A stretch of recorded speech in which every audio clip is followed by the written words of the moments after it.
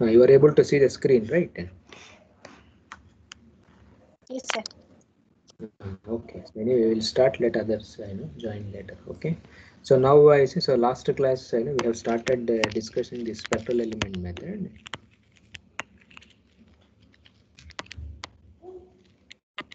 So now we see we have seen in detail, okay, for one-dimensional problem, how the mass matrix, stiffness matrix, and other things, comes into picture.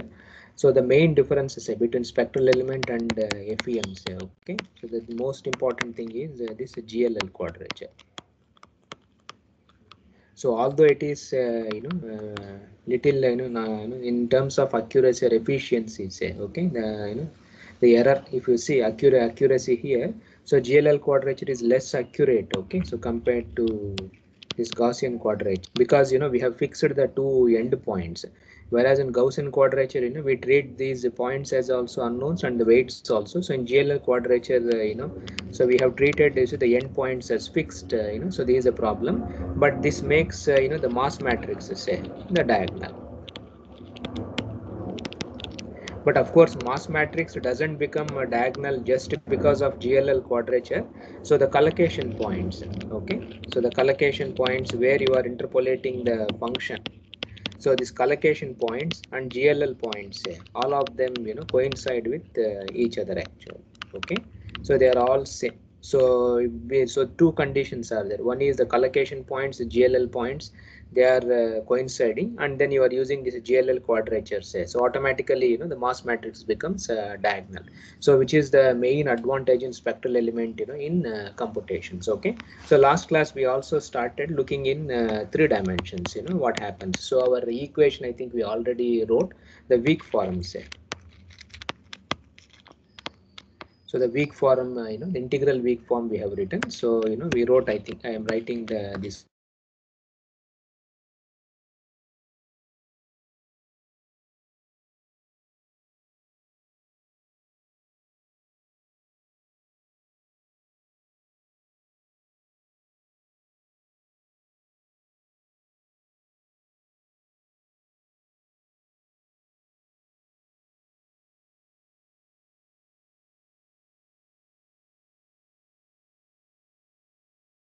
Right.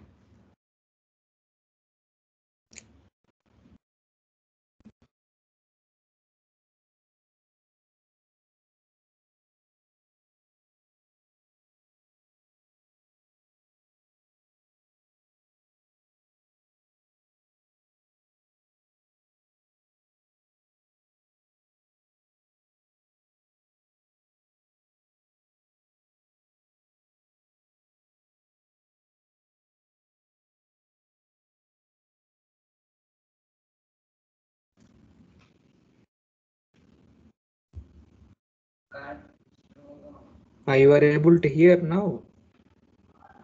Yes, sir. Yes, sir. Oh, some problem, I think.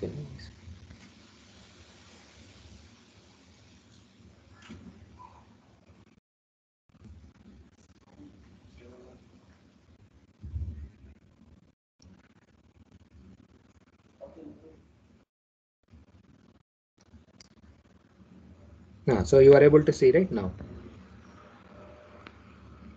Yes. No. So anyway, so this was the equation, you see, which we wrote in the last class. So here, assuming that the stresses are zero at the free surface.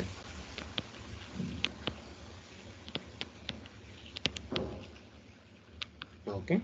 So we get this equation here. So V is anyway the test. Okay. So which anyway we will take it as the Lagrangian polynomials itself. So we have derived this in our the last class, and we have also seen the shape functions, all other things we have seen. How do we derive these shape functions for 2D, 3D, and then even in 2D, so if you want to go for higher orders, say, okay, so how to do all those things we have seen using this Lagrange polynomials. Okay. See, this is also one most important thing in spectral element. Okay, so as already I told, in spectral elements, say, generally Lagrange polynomials are also used, or sometimes you can use a Chebyshev also. Okay, but Chebyshev polynomials, so the integration scheme will be different. So you have to use this Chebyshev legendary, Gaussian, this Lobato scheme you have to use. But here the mass matrix will not be diagonal. Okay, so the mass will not be diagonal here. So it will have all the disadvantages same as the finite element method itself. So Lagrange polynomial, if you take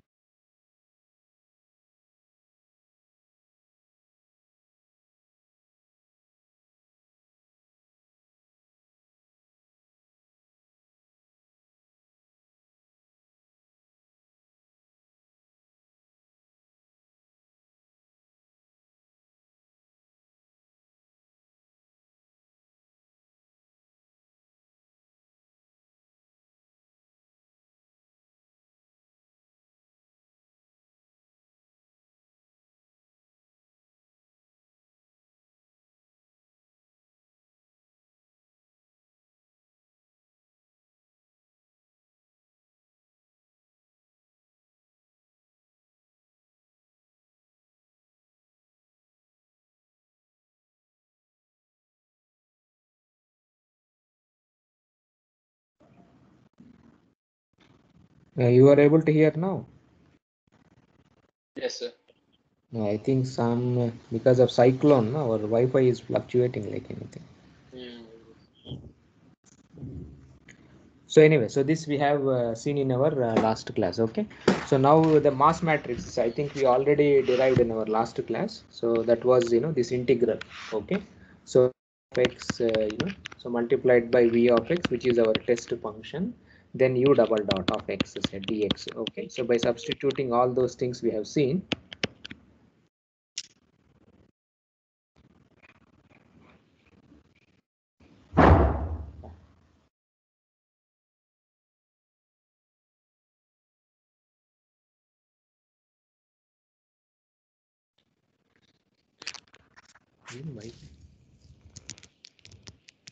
పనిచేయట్లేదురా you are able to hear now. Yes, sir. Is fluctuating like anything. Okay, so anyway, so this integral we have written in our last class. Okay, so this integral, and then finally substituting Lagrange polynomials, then this GLL the quadrature say. Okay, so finally I think we got some big equations, but you can write nicely using all those the properties. So sigma LMN.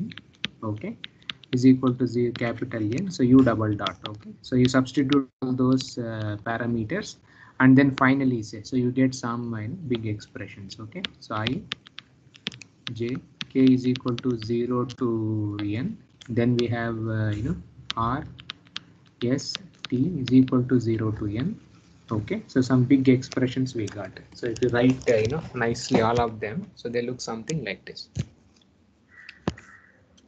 So rho rst, then we have the weights from the the integrations rst. So then we have this Jacobian, okay, which the transformation, so rst. Then we have delta ir, okay, so delta js, then delta kt,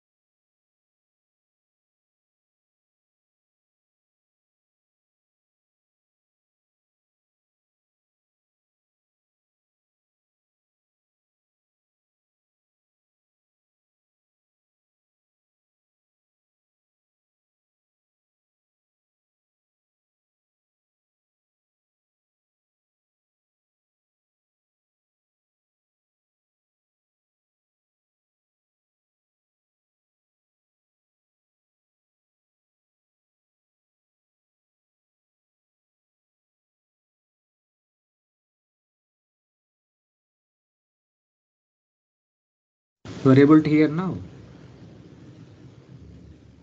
Yes, sir. Yes, sir. I think now you followed, right? The cyclone is coming. Okay, so in our IIT also, they are shutting down this Wi-Fi and others.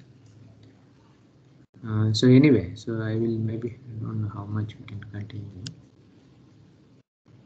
So this was a matrix, which we got, and finally, after doing, we have this direct delta functions property, so automatically, finally, we get a, diagonal, you see, the mass matrix. Okay, so which you can write as, you see. Okay, so the notations are there. So this mass matrix and others are there. So you can follow that, that thesis, whatever that Bernard's thesis. Okay, so he has given all the notations there. So this is our mass matrix finally. So rho I j k. Okay, so W is nothing but Our screen is not visible. tell me. Our screen is not visible. Oh, is not visible. No. Yes, it's not visible, sir. Oh, okay. I'm sorry. Now. Yes, sir. Now it is visible, no? So now this is how the mass matrix, you see, becomes a diagonal. So you can easily verify, because why it becomes a diagonal. You can see what's the property of the direct delta function. See what is a delta IR. Then you have, right, some terms LR is there. So what is a delta IR into delta LR? No. See what is the property of direct delta function? No. So whenever there is, what is common in both of them? See delta IR, It will then delta. replace. So it will get replaced. So R gets replaced with L itself. Then similarly say, so delta JS, then delta MS. Now in similar fashion, you see, you do all those things automatically, you will get a, a small expression, and finally the mass matrix becomes automatically, the diagonal kind of a thing, it happens. So alpha is anyway, the notation is, LMN, and then beta say is, the IJK. Okay, so this is the meaning of this notation. So you can see that Schubert, that thesis I have shared you in WhatsApp. Okay, so all the notations he has given. So the derivation is very simple. Only thing it is looks very lengthy, but the main concept is mass matrix becomes a diagonal even in 3 dimension also. Okay, now when it comes to stiffness matrix, say, so you can derive yourself. Okay, it is the same, the philosophy. Okay, so the other integral has to be evaluated. So sometimes what one does in practice is, instead of doing with the stiffness matrix, say, so which is related to this integral actually. Okay, so how do you evaluate this integral? What is the easiest way? No. So this integral, if you see, say, what is the easiest way? So now instead of writing stress in terms of sigma anyway is, so this constitutive relation will come here. So what one does it in practice, you can substitute, you can do also like how we have evaluated in, 1 dimension, say. But now here you are having 6 stresses, 6 strains, and then, the constitutive relations are there. So sometimes what happens is, you can find out strains. Okay, the strain matrix has to be found out. So now to find out this strain matrix, say, so you require, the derivatives of displacements. Okay, so derivatives of displacements are required, because epsilon 1 epsilon 2 you have, say, okay, dou u by dou x, dou v by dou y, then dou w by dou z, and half shear strains and all other things are there. So now in a spectral element, say, what happens? So this derivatives of displacement has to be computed. So how do you compute derivative of any function in spectral element? No. See, because the whole displacements or anything, so everything we are writing in terms of Lagrangian polynomials. So you have to find out derivatives of Lagrangian polynomials, which are anyway available. Okay. So this has to be estimated actually. Okay. So this anyway, so you find out the derivatives of this Lagrangian polynomial. So you can find out the strain matrix. Now, once a strain matrix is known to you, say, now you find out stress matrix. Okay, so which is anyway your C, it is a constitutive this one, so multiplied by this is strength, so that is a del u kind of a thing you have, and finally you can calculate, so delta v dot this sigma, where v is a test function. But here, we are taking this test function as same as, this original, the Lagrangian polynomials itself. So finally, so you can evaluate, this expression also. So, you can write it's a very huge expression is there. So this integral say, okay. So this over dx. So at the element level, you have to write this expression. So in the thesis, it is there. Even in the spectral element papers, you will have this very big, the expression. But the only thing what you have to remember is here the stiffness matrix will not be diagonal. Okay, so you will be having, off diagonal terms also. So the no diagonal, it happens actually. So this is one, so this is how you can evaluate in 3 dimensions. Everything is same. Only thing is you may have to do the lengthy the derivations. Okay, so you have to assemble all the elements, then use a Gaussian Lobato legendary quadrature, and then you solve this solutions itself. Okay, so by solving this finally so you will get you see mu double dot plus ku dot, the same expression comes, and finally say so like last previous classes we have discussed actually. Okay, so you write in the finite difference scheme, or in terms of time domain. Okay, so you can write in terms of finite difference scheme, and then you can solve this expression itself.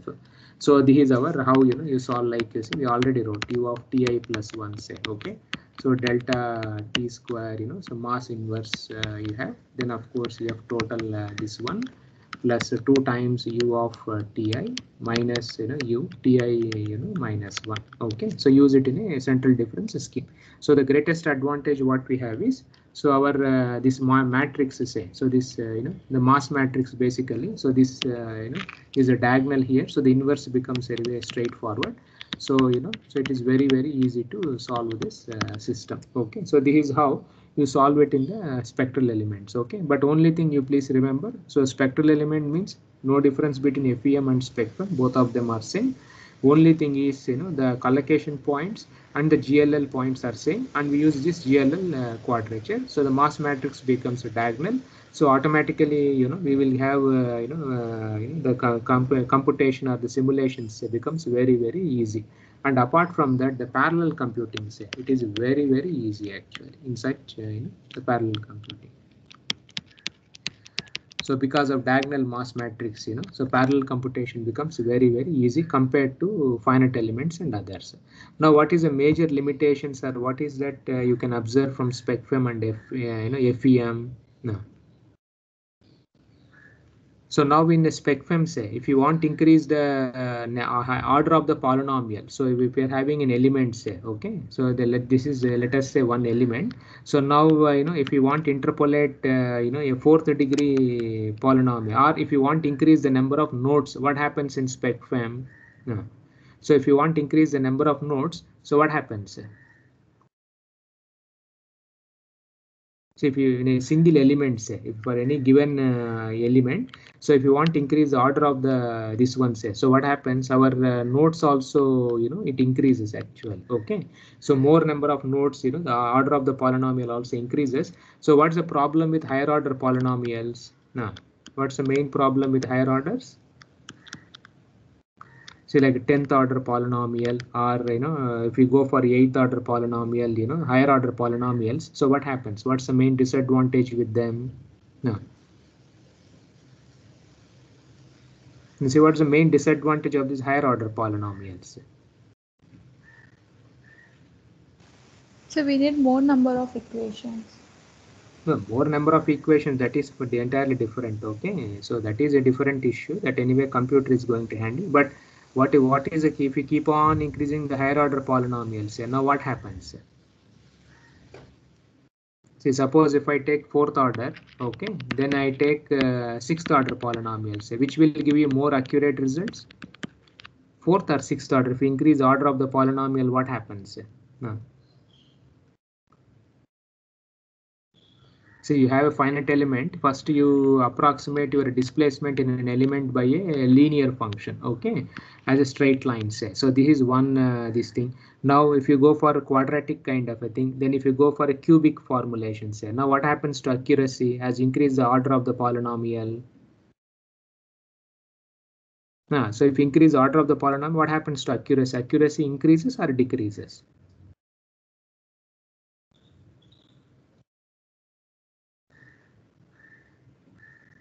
Come on, you see. So if you do quadratic, if you represent the function by quadratic,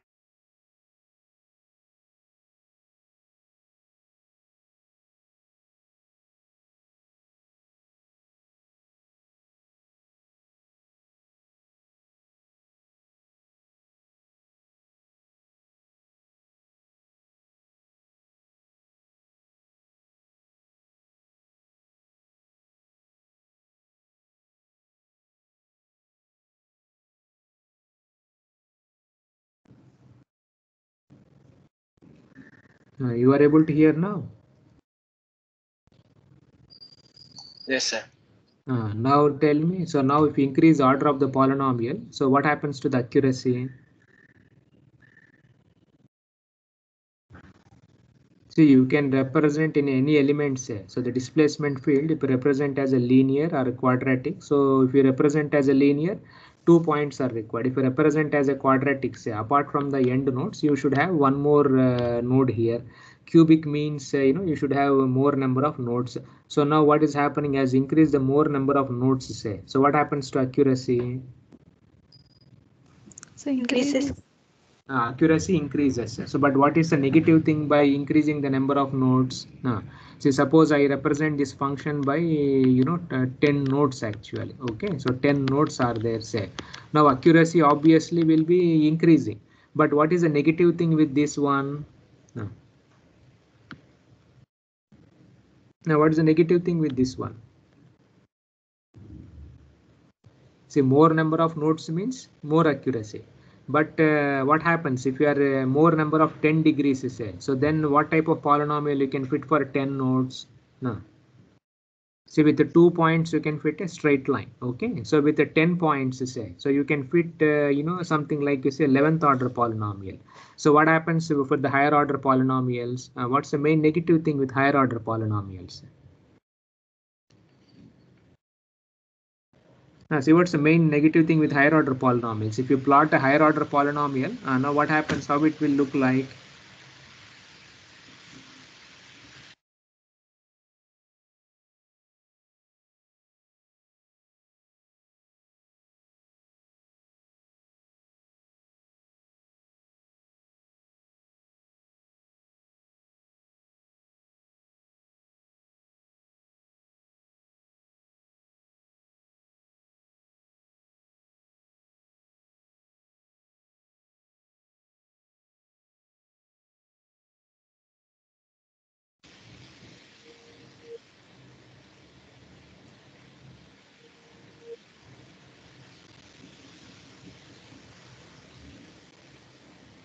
You are able to hear now?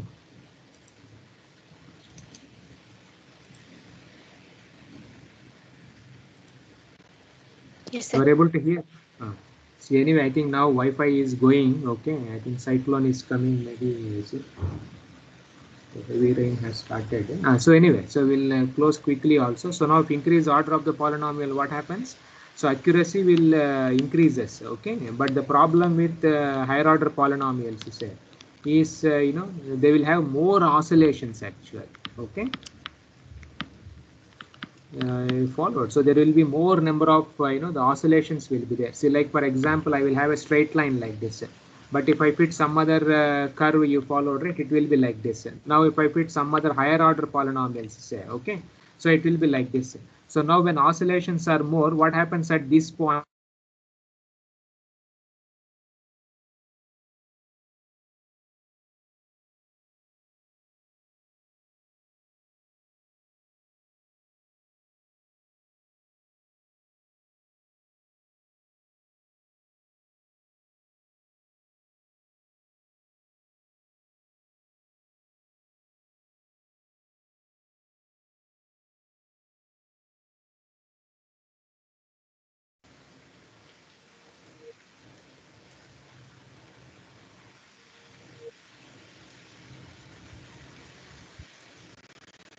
So you are able to hear now? yes, sir. See, now at the nodes anyway error will be less, but at the other points, say what happens, higher order huge oscillations will be there. So there is a chance of more the higher errors not at the node points, but apart from these nodes, the oscillations will be high. Errors also will be very high actual. So this is one negative thing with this the higher order polynomials itself. Okay, so this you have to keep it in mind. Okay, and now what I suggest to all of you is in Google, say if you just type this spectral element method, if you see there is a MATLAB programs are there. Okay, so SEMLab, they say it is available in MATLAB Central itself. Okay, so if you click it, you will go to this MATLAB programs. So he has given, he is a professor in Caltech, this Jean Paul Ampero. So he has given one dimensions and two dimension this spectral element method. Okay, so what I suggest all of you is you please download his software, and it is in MATLAB. So it is very easy for all of you to solve. There are Fortran programs are there. Since Fortran may be difficult for you, so what I suggest you is, so you go through his MATLAB programs and then you run it actually. Okay, and then try to get some of the results, and then try to see like if you increase the order of the polynomial, what happens about the accuracy and how the oscillations will look like. And he has given some standard the algorithms are there, and he uses not only central difference in time, but he also uses Newmark beta algorithms. So you people can check this one and try to code it in MATLAB, and then you follow it. You try to do this one. Okay, so he has explained nicely how to assemble the elements and how to do the boundary matrix. Everything is already available. So you people, I suggest you to go through this, download this SEMLab. Okay, you are able to see, right, this web page. Yes, sir. So please download from here and then try to do this simulations. Okay. So anyway, so I will just close here. Now I think Wi-Fi may go down also. Okay. So you please go through this, and then you try to do this one. So maybe you followed it tomorrow. I don't know when the cyclone goes away. So we'll have a class, or maybe I will put up a recording. Okay. So we will start our finite volume also, which is the next step in our this course itself. Okay.